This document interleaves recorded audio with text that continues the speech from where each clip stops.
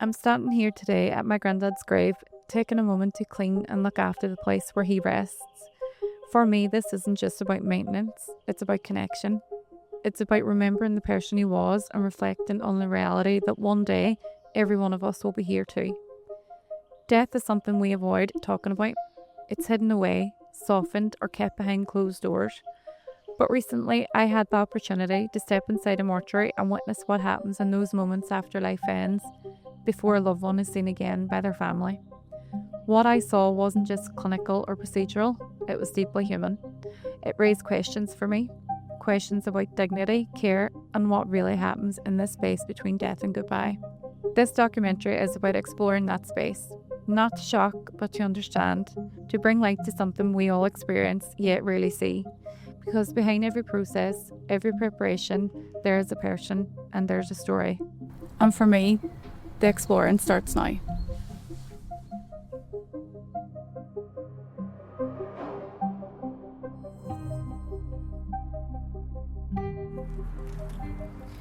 So today we are in Navan in County Meath, and we have been invited down to Tallon Mortuary Specialists to see what goes on in the day in the life of a mortuary specialist. Now, Tallon have won many awards and it's owned by Glyn, and we're going to go in and speak to Glyn. We're going to speak to Breda, we're going to speak to some of the staff about everything that goes on and there. Glyn specialises in facial restoration, which means that he allows that the caskets stay open for victims, especially who have been in a traffic accident or anything like that.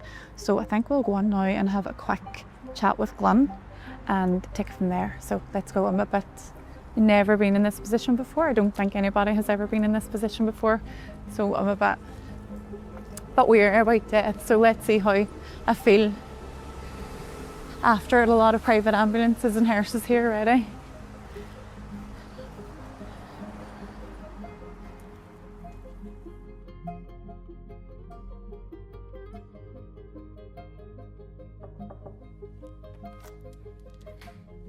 Hello. Hi Glyn. Jenna, how are you? How are you? Lovely to meet you. Nice Thanks to meet for coming you. to see us. Thank you so much for inviting us down. Great to see you. Thank you. So again, Glyn, thank you so much for letting us come down. It's not something that, you know, everyone will get an insight into. So it's so important that the outside see what's happening inside, especially in the mortuary, and someone as amazing as yourself at your job. So what is your role here and how long have you been here? Yeah, my role here is I'm the CEO of Tallon Mortuary Specialists. I have been involved in the death care profession close on 3 decades. Wow.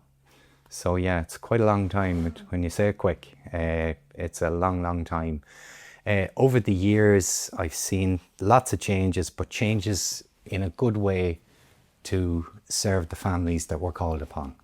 And what made you get into this type of work? Yeah, it's something I was always interested in, Jenna, going back many, many years ago from biology at school. Okay.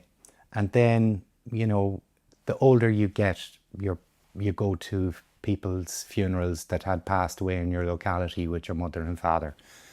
And I was very intrigued when I went to see one particular, went to one funeral of a gentleman that I used to work for years ago on a farm. And I couldn't believe he looked as if he was actually dead. He looked with a big bandage tied around his head, and he was very, very discoloured, and I was very, very close to him. So I started to become intrigued, and then I heard about embalmers and embalming. However, it wasn't carried out a whole lot in our country at the time. There was only a few embalmers in the country, maybe 1 or 2. And people that was embalmed back then in the 80s, 70s and 80s were maybe just cases that was being shipped out of our country, so they had to be embalmed from a regulatory point of view to be sent home to their other country, or indeed families where they may have kept a decedent for a long duration, like weeks or maybe longer. So embalming would have been used in them circumstances, but then it became more prevalent in the way of the presentation of everybody. It makes people look as if they're asleep. Yes. In comparison to look as if they're dead. Mm-hmm. Mm-hmm. So this intrigued me a great deal. I got a huge insight into, we say, looking on as years passed. The internet was a great help. Going back when I initially found out about embalming, you couldn't find out very, very much information about it because we didn't have the internet as prominent as we do in the last 2 decades. So I looked around. We went on holidays to the US, come back many, many years ago, and I went to a funeral home that we were staying close by. And the people there were fortunate enough, it was a family business. I was fortunate enough to go and talk to them, and they explained a little bit more. So that kind of got me hooked. So my interest just grew from there. So 30 years on, you are well established, you're well known, not just here, but around the world for your restorative work as well. You're professional embalming. And just reading this book here that just come on this morning, you were on the world stage recently at the National Funeral Directors Association, is that right? That's right, Jenny, yes. I was called upon from NFDA, from the educational department, to be a guest speaker at their embalming workshop. So what would you like people to know about the aims and objectives of your work? Well, you know, we treat decedents that we're called upon to serve from many aspects. You know, the public would be, you know, we're dealing with families on a daily basis of many scenarios, Jenna, in the way of, it could be somebody's loved one passed away in a nursing home and reached a great age. We could be dealing with somebody that took their life via suicide. We could be dealing with a road traffic accident. So we have the skill set to cover all those areas, let it be trauma cases or your normal cases. What is the team dynamic here under, so you have yourself, who do we have under you, and then going yes, down what way? Team dynamic here, I would be the CEO of Tallon Mortuary Specialist. Then we have our mortuary manager, my brother and colleague Fingin. Fingin is also an embalmer. We have Breda. Breda is the prep room manager. And we have Hazel, another one of our associates and embalmer. And then we have one of our other embalmers, student embalmers, is Susan. Okay. And then we also have, we have removal drivers also. Does this work ever feel more like an art or a science, or is it more of a calling for you? A culmination of all that you said. It's a science and an art, but it's something that I'm extremely passionate about. We work very, very long hours some weeks. Like, take for instance, any given day like today, I really don't know what time we're going to finish at today. I hope we finish within a decent hour and around 5, 6, 7 o'clock. But you really don't know. The dynamics of a day can change so quickly for us, Jenna, in the way of our cases is coming in constantly. In the morning, we could come here into work and things may be not so busy. The dynamics can change with a phone call. We could have 6 deaths to come in before lunchtime or within an hour. Wow. So dynamics change very, very fast. So what motivates you to continue doing this work, even on the hardest of days? It's a passion I have because I want to appease the families that I'm called upon to serve, because I have the expertise to do so. And that draws me. I don't give up. I've never given up at anything I've done in my life. And that would push me through sometimes days that I'm human, the same as anybody else, that I may not want to come to work. I may be tired, something like that. But when you have the determination and the want and the interest that I hold within myself, that brings you through. So how would you separate what happens in Tallon from your personal life then? Yeah, that's a very interesting question, because if you're on call 24/7, it's a very, very hard thing to do. And bear in mind, I have a wife I love dearly, and I've 3 children that I'm very proud of and love them dearly. So I'm leaving traumatic situations to go home to my family. But I'm a firm believer of, you put the shoe in the other foot. How would I feel if I couldn't get to see the loved ones that I'm called upon to serve, if that was one of my own children or was somebody I love dearly? So that kind of pulls you through, number one. But number two, it's something that I can't say I draw a blank when I walk out the gates of here. I don't, because I could be going home to have my tea and I may have to come back to work. or I'm in the middle of a restoration case and I have to come back to that. So obviously you're in the mode of concentration. You go home and you come back to work. Separation for me really is when I'm maybe out of the country, because number one, you're not as contactable. But we seem to have the blend pretty good at home. That even though I may be on call, we still kind of separate to a degree. It's not that you're switched off completely. Yeah. I don't believe that. I don't believe you ever walk away from this job if you hold the passion that I have. Mm-hmm. You're always ready to go to work. And I can feel your passion for even 30 years on. I can feel your passion for your work through speaking to you as well. But just before we head off into the prep room, I just wanted to find out if there was ever any one case over the 30 years that has ever stuck with you, and if so, why? I nearly, to an extent, can remember all the reconstructive cases. I can remember a good deal of them.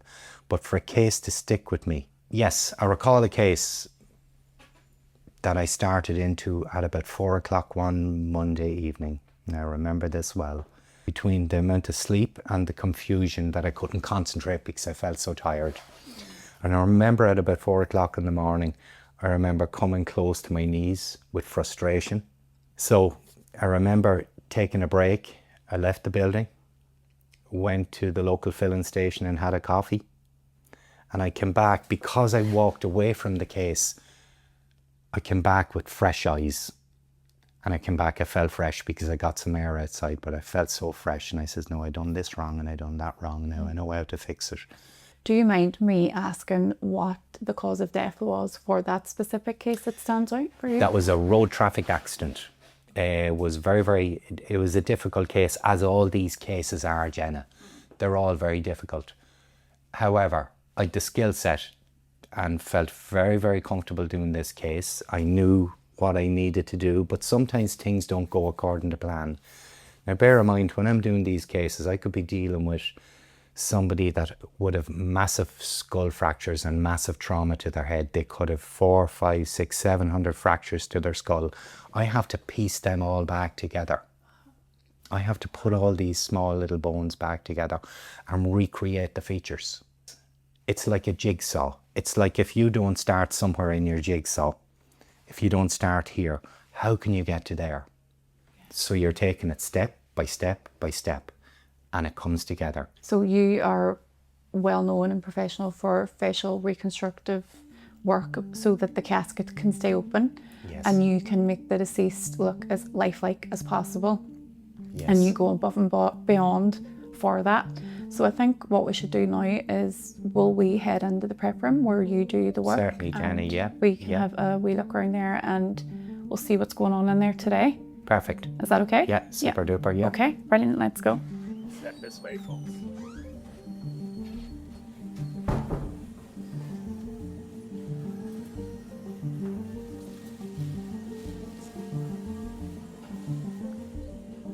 When I stepped inside the mortuary for the first time, the room, although busy, felt impossibly still. 5 bodies lay on steel tables right in front of me at various stages of preparation. After the initial fear wore off, I was then hit with perspective. Every ambition, every argument, every ordinary moment of life suddenly felt temporary. Standing in that room, I wasn't just looking at death, I was looking at the quiet end waiting for all of us. Will you join me up after?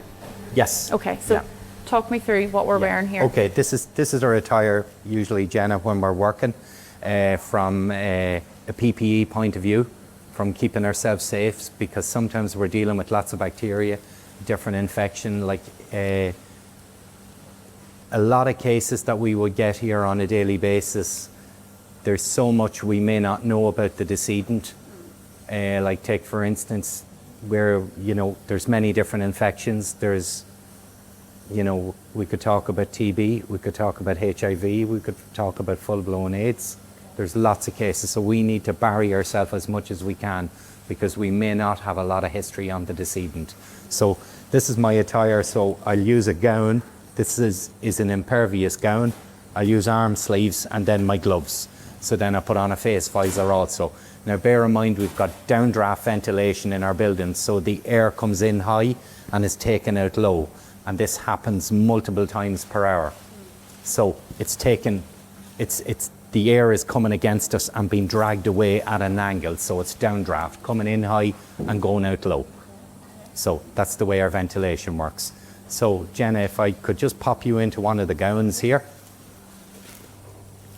There you go. Now that goes on to you back to front. There you go. Feels like I'm going for an MRI. Now you got it. Nice and tight to show my waist off, Glenn, please. Okay. I've been doing well at the There you gym, go. so- Look how slim this no, lady is. more. Okay, so if I go and take out our decedent that we're going to be looking after. Glenn slowly opened the fridge door, and behind it were 4 bodies, each one carefully wrapped in white drapes.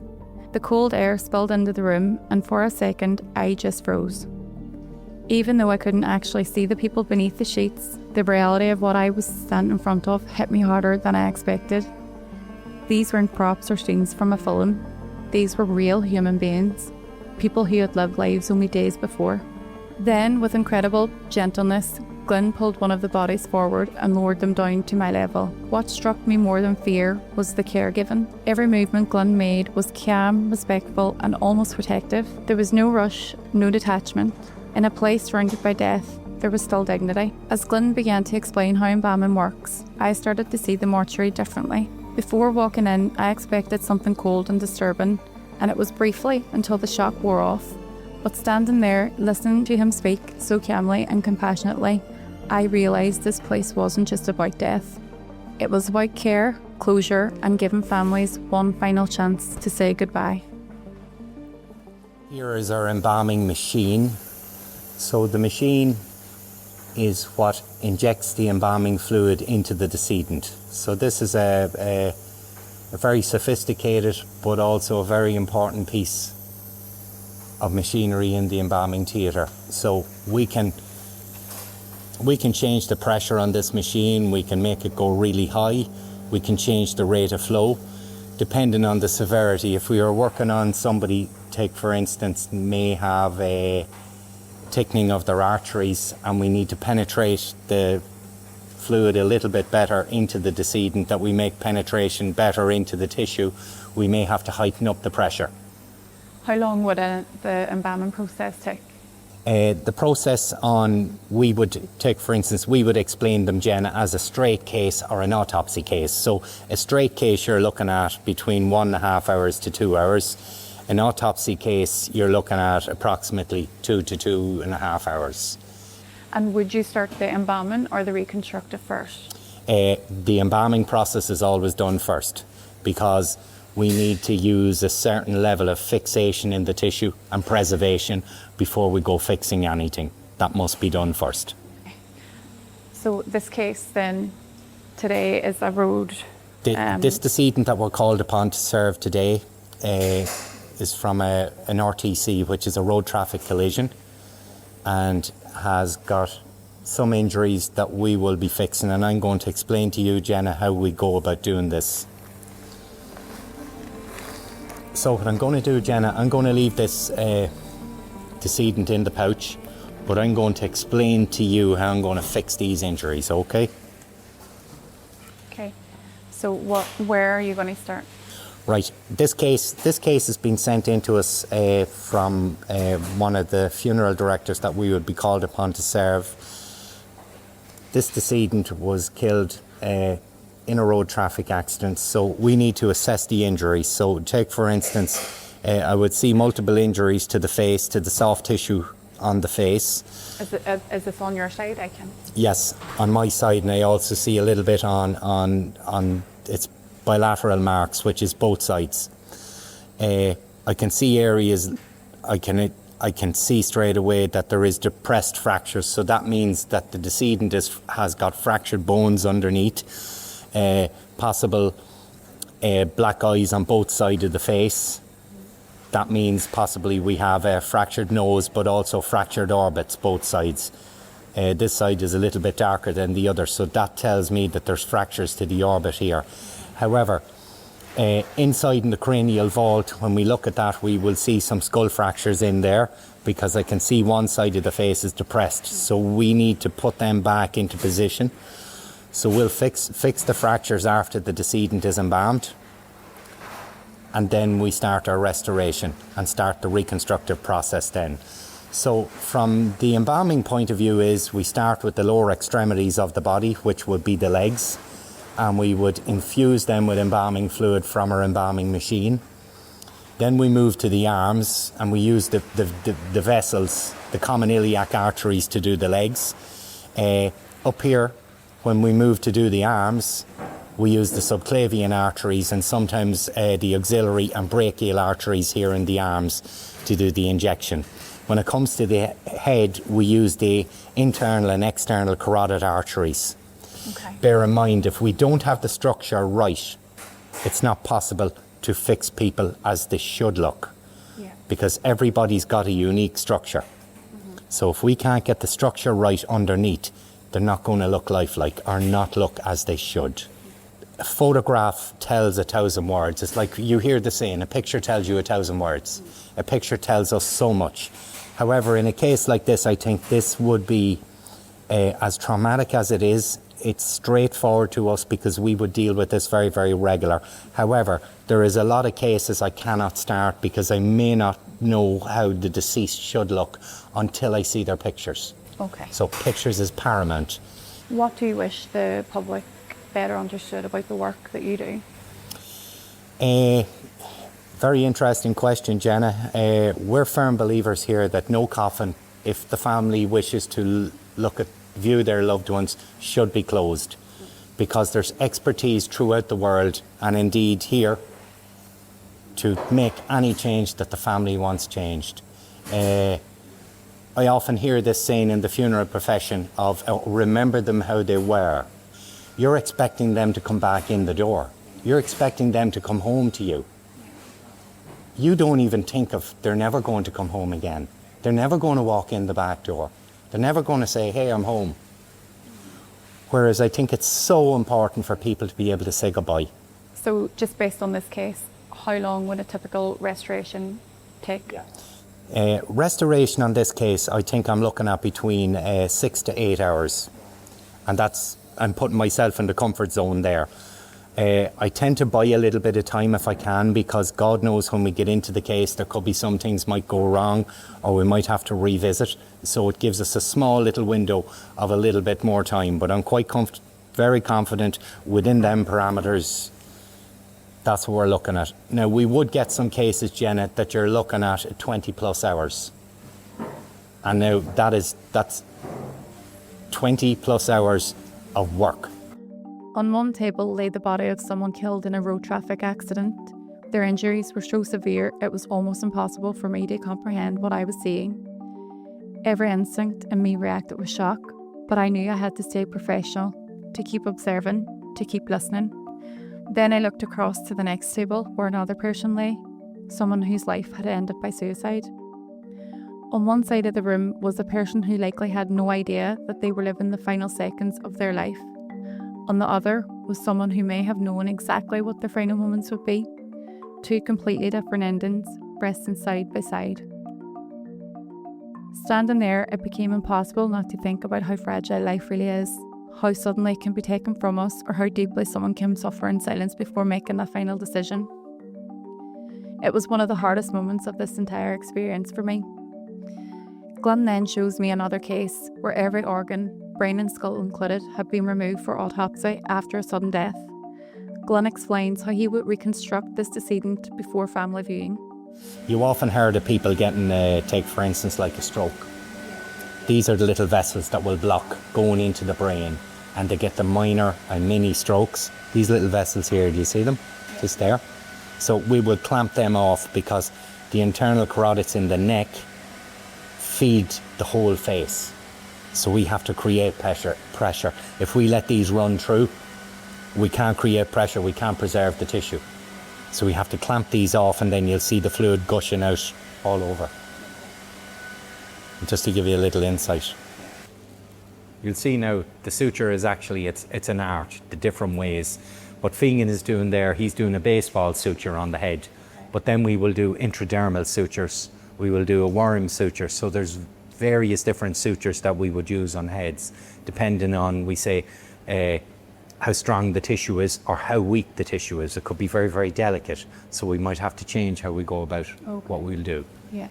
I've obviously spoken to a few of the staff on the cases that they're working on, and they have been, very respectful to each of the cases that they're working on as well, which was nice to see. Breda was saying sometimes she would talk to them. Would you do that as well? Yeah, if I'm here on my own.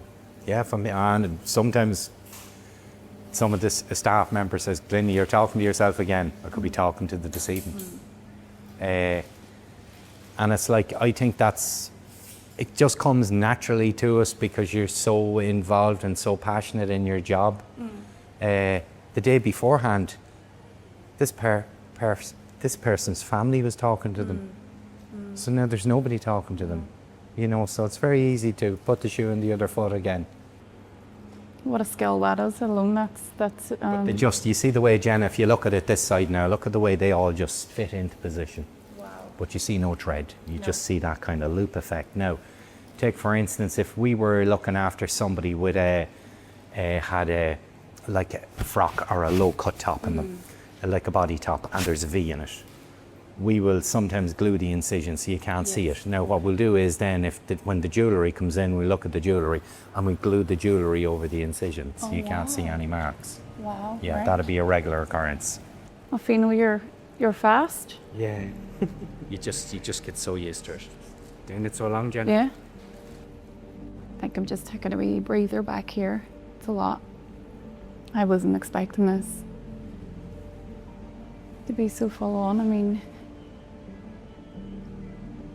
I think it's happening now, the longer I'm spending here and the different cases that I'm seeing. I mean, with all sorts of causes that makes you stop and think, as life is so fragile, and I just want to go home and hug everyone that I love right now. But the work is phenomenal. The staff that I've spoken to so far are amazing. I mean, we've seen a transformation, and that case looks amazing. The work they do is amazing. But I can't even describe what and everything's here, and I don't know how to explain it. I just feel like there's so much to take in. I'm like every corner and every wall and every table. There's just so much, and I'm trying to absorb it all at one time. Who would ever get this opportunity to?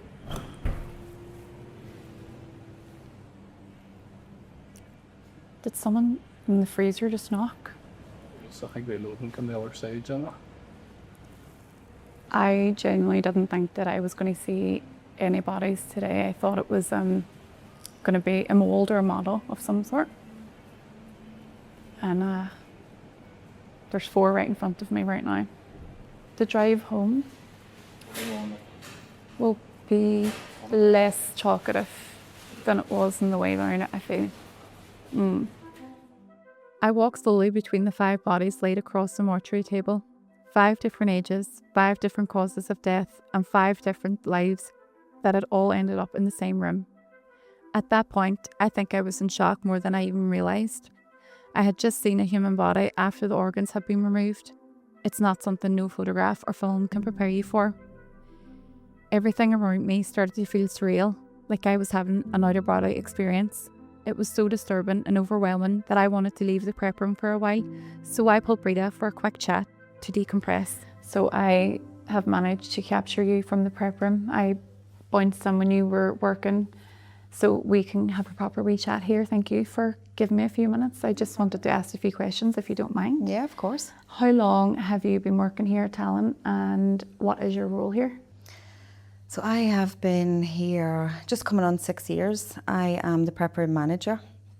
So Finno will take all the decedents in, and he will have the running order for the day. He will transfer all into myself in the prep room, and then it's up to myself then to delegate the work between the team. And we have a running order of who's coming and going, what time they're, being handed back to the funeral director at. And I'm an embalmer here as well in the mortuary. And then I also do the reconstruction then with Glenn. Wow, so you have a lot going on. Yeah, it can be so busy. Like, you could come in here at 9 o'clock in the morning and there could be nothing happening. And then all of a sudden within a half an hour to an hour, you could have a full lineup for the day. It's just so unpredictable. But due to the nature of our work, it's not like anything can be scheduled, because you don't know the day and hour you're going to be called to serve any family. Yeah. Has your view on death changed since you started working here, Tallon? I wouldn't say my view on death has changed, but my view on life in general has definitely changed. I think now it's very much, you just have to enjoy every morning you can wake up and put your 2 feet in the ground. It's a blessing. Like I have 2 kids at home myself, and like there's days where we've had tough cases, and that could be newborns to kids similar age to my own kids, and you're running home and you're just like hugging them all night, and potentially like I found myself climbing into bed with the kids some evenings and just watching them breathe, and that in itself is a blessing, just being able to do that and just living life, and enjoying what you have and who you have around you, like, because you just don't know, and tomorrow's not promised to any of us, I think it's so cliche, but I mean, when I was in the prep room, that's what I'm thinking. I'm thinking life is, it could be gone so tomorrow, fragile. it could be gone in an hour. Yeah. It's so fragile, and I don't think people really realise that until you're in a situation like this. Oh, 100%. How do you leave your emotions in the prep room and not bring them home? I actually live about just over an hour away from work. So I do think that helps, because I can get into my car and I can drive home, and most evenings I would stick on a podcast, and I'd listen to podcasts coming up and coming down. Some of them can be like revolving around death, and then some of them can be like comedians, different things, but that's me allowing myself to switch off. Whereas I feel if I was working closer to home, I think they'd be more personal, because I might know more of the people. But I think you have to be able to switch off in this job, because I do think if you take too much on board, then it can really start to play with your mental health. Like I was fortunate enough to look after my 2 grannies when they passed away, and that's something I will take to the grave with me, because that was such a special moment, to have a bit of time with them before they went back to the family. And like I really and truly enjoyed looking after them, and just being able to do that one last thing for them before they left this earth. It was lovely. It was really, really nice. That's so lovely. During your 6 years of working here, has there ever been any case that stands out that sticks with you? And if there is, what was that case? There has been a lot of cases. There would be cases that I would have had kids that would have been similar ages to my own. And I always remember their little faces, and I don't think it's an image I'll ever get out of my head. And there was another case, and it was a gentleman, and I don't know why, but he always comes back into my thought, like every couple of weeks. I wouldn't say like all the time, but of all the cases I've ever looked after, he's that one case. But I don't know, I genuinely don't know why he's that one case that just sticks out, that just constantly comes back. And I don't know him, I don't know his family, I knew nothing about him, but he's just that one case that will always just come into my frame of thought sometimes. You said that you would really like to break the stigma around the fear of talking about death and being open about death. Why do you think that people are fearful of speaking about it? I don't know what it is. I don't know if it's just the Irish culture or just Irish people in general. I just think like death is so brushed under the carpet, and nobody nobody wants to speak about it. Nobody wants to, like, even I find in my line of work, you know, it's like, oh, what do you do? And then that's it. It's like change the subject kind of a thing. It's like what happens in the middle. Nobody wants to speak about what we do, you know, and we're like behind the scenes, and we get them ready to go home for their families to be able to view them and spend those last couple of days with them. But it's like that bit is such, you know, it's like such a closed book kind of a thing. Nobody wants to speak about it. And I do think if we try to release the stigma, you know, that it'll normalise it for people and normalise being able to speak about death and normalise, you know, that it's okay. It's just another topic. Do you know? And it's coming to us all. Oh, absolutely, yeah. We are in the viewing room. Is this what you would call this? The viewing room? It is, yeah. How would families typically respond when they see their loved one for the first time after you have been prepping them? Generally, they're always like absolutely delighted, because this viewing room is used 90% of the time. It's used for reconstruction purposes. So we would get decedents from all over the country. Sometimes they're actually shipped in from overseas as well, where they have been involved in a trauma and they've had to have reconstructive work done for the viewing purpose. So we would take the decedent in, we will get them prepared and do the restoration work on them. And sometimes it's just easier for us if we had a family, say, from Cork, and that's give and take 5-6 hours drive from here. So if the decedent went home and the family didn't like, say, their hair was combed to the wrong side, do you know, or if, do you know, their shirt wasn't sitting right, something that we can tweak here, do you know, that's where we would invite the family up, do you know, and take them into the viewing room and allow them to see their loved one here. And if there is any wee things that need to be tweaked, that we can do on our premises. I have to say they're always delighted, because some people have been told, you know, when they get the information that their loved one has passed away, that it might be a closed coffin, whereas we have the skill set here to keep it, that it can be open and it can be viewed. Do you know, so we're able to use our skill set here and have it that we can give them back to the family as a viewing. Amazing. You mentioned there that sometimes when you mention your line of work to people, they kind of cut the conversation off. What made you want to come into this line of work?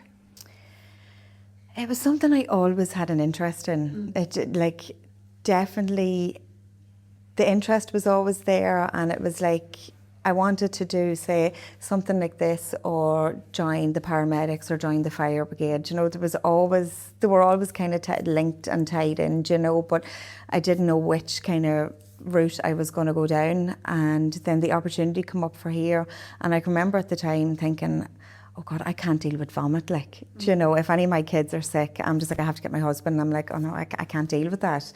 But I love what I do, you know. So you can't deal with vomit? No, I can't. But what I just seen in the prep room, you're okay with? Yeah. Wow. I love it, like, you know, but it's different in there, you know, because you're doing it for such a special reason. Yeah. Do you know, not saying my kid's vomiting is, you know, but it's it's so different. Yeah. And I really and truly, I wish I had done it years ago. Oh, that's amazing. And from what I can see, you're amazing at your job. And thank you. You're so kind and considerate as well to each of the deceased, from what I was watching in the prep room. But I have to say, Jenna, like, see, no matter who comes through the doors, and like, I genuinely know none of them on a personal level, but every little old lady that comes in is like a granny, and every woman is like an auntie, do you know, or a friend, or, do you know, you treat them like the babies, like you treat them like they're your own, do you know, that kind of a way, because I know, God forbid, if it was one of mine, I would like to think that they'll be,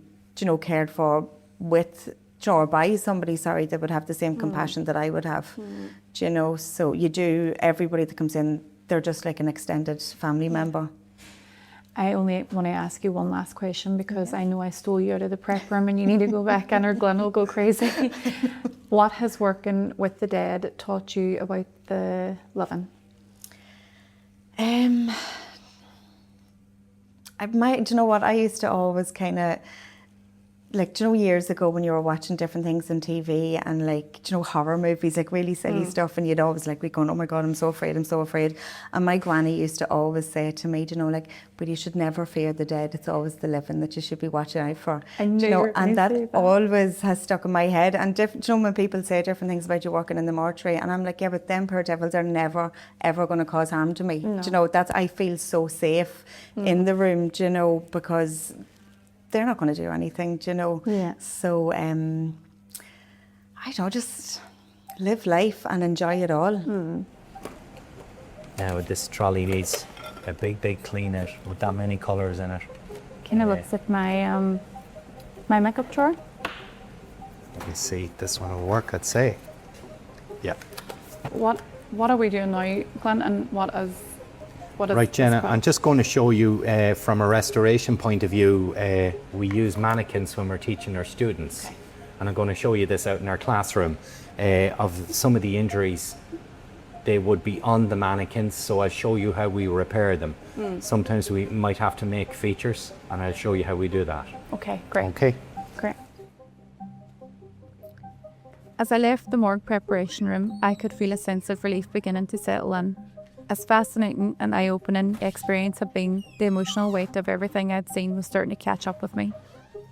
Being surrounded by death for that long is something your mind and body struggle to fully compress. I was then taken into the Student Academy where trainee embalmers are taught their craft. So Jenna, this is some of the materials that we would use for, we say, if I'm doing, this is to illustrate trauma on a deceased with some wounds, like a bullet wound here. This would be from a possible glass from the front window, a laceration from road traffic accident, and indeed here in the jaw. So this is a material that we would use as a filler. Back some years ago, restorative people and reconstructive people just used to use wax all the time, whereas wax is not very pliable. And when decedents go home to a heated house, it can also crack. So whereas this material here that I'm using will just dissipate into the wound. And the good thing about it is it can be broken down to blend into the tissue with just basic H2O, which is just water. So I can blend that in, and when I put my cosmetics on top of this, it makes it look as if it isn't there at all. So that's the goal. And it won't melt? No, it actually, it'll cure up like silicone, and it actually feels like flesh. Okay. Simulate it just like trauma, when we would get trauma cases. So we would use the same material. The only difference is we would possibly have to stabilize the area that we would be working on. Okay. So bear in mind, all this debris here that you would see here, this is all cleaned off. And then we would just smooth it all off. You take some of that macaroni. It's good thick stuff there, I need that. There's lips on there. Don't know how I feel about that. Lips. How would your lips come off? This would be put on pretty heavy, and then we blend it in with H2O. It'll actually cut it into position. So when we blend it in like this, it just blends in really easy. And then we can create the features of the nostrils at the front. Give them their nostrils. So you would be looking at a photograph as well to yes. compare? Where some of them could be long and some of them, Jenna, is very short. So they would vary in size. Some would be very flared. What I mean by flared, they could be a little bit wider on the outskirts. So you're very precise in everything that Yes, you do. well, if you look at somebody's face, you need to be really precise if you're going into this level of accuracy. Yeah. Did you watch Ed Gein? This is giving Ed Gein. So there'll be many different sizes of them. So we've lots of different sizes there. And what would happen is, Jenna, we just put them into position and we'll wax around the area. So it makes it look as they look so natural when they're in position. They're really good. Why would someone lose their, or how could someone lose their lips? Very easy. You will find lips can be very easily damaged by the steering wheel in a road traffic accident, where people is shunted forward and they hit the steering wheel. We've came across that multiple times down through the years. Oh, wow. So sometimes we might have to make an ear. So take, for instance, this is just an ordinary piece of female clay here.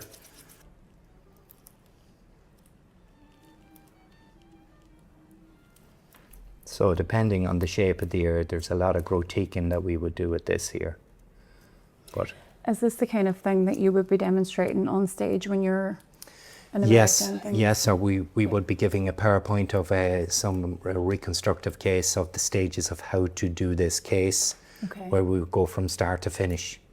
So like, bear in mind now, when I take that up and I put it in contrast with this here, you can see we've got something that looks pretty much like what is there initially. Now there's a little bit of shaping to be done on this, so we would smooth out this here, but we've got all the characteristics of an ear. Yeah. An eye, we would use a globe to go in there initially if we're replacing an eye. We'd put the globe in, and then we'd build a top and a bottom eyelid with a false eyelash. So that's a regular occurrence too. But the lips regular, nose regular. Right. Ears depends. Sometimes we would get some cases that we would have to replace the ears as well, or partial. Whereas on this case, you'll see there's partial work to be done, which could be done by the filler that we use. So you see all the little indentations here. Yeah. This would be to illustrate like glass possibly in the ear on a road traffic collision. Or even bug bites or... Exactly, yes. Yeah. You will find when student embalmers start off, it's a huge deal for them to embark on a career like this, but hands-on experience is second to none. They need to be working in a mortuary, or they need to be studying a mortuary where they're going to get the volume of cases. They need to be seeing the everyday stuff that busy mortuaries deal with. So Glenn, thank you so much for letting me spend the day with you here in Tallon Mortuary. It has been eye-opening, and I've learned a lot. I've learned life is so valuable. I've learned you're an amazing person at what you do. You have amazing staff. I've learned so much. Well, thank you much indeed, Jenna, for coming. But it's to give you and the public an insight into what we do, that just about anything is possible is the way we see it. And, you know, people want to mourn their loved ones so badly when they lose them in tragic circumstances. Why can't they? Yeah. When the expertise is out there. Thank you so much. Thank you so much for your work as well. Super. It was so lovely meeting you. Thank you so much.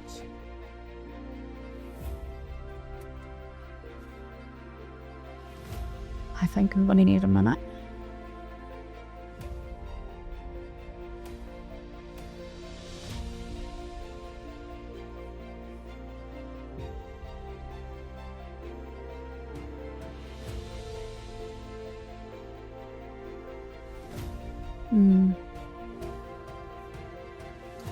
I need a minute.